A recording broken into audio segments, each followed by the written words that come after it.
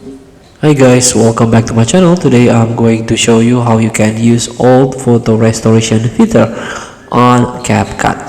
This is the CapCut web version. You can open CapCut.com for now in your browsers and try to sign in, or if this is your first time, you can try to register your account.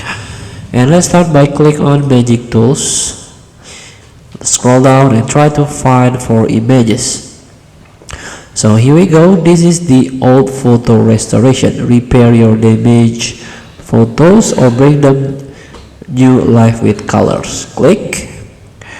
Now here, if you have the old photo, you can click upload and click on your old photo. Let the AI generate for you. It takes a while, it takes a moment. Be patient. And downloading, and here we go. Old photo is restored. So this is the original, and you can see the original here. So here, like, remove the noise, and this is the colored one.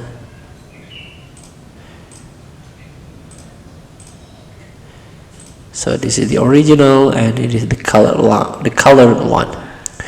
Feel free to try. Thank you for watching. Don't forget to comment, like, and subscribe, and also click the button below. See you in the next video.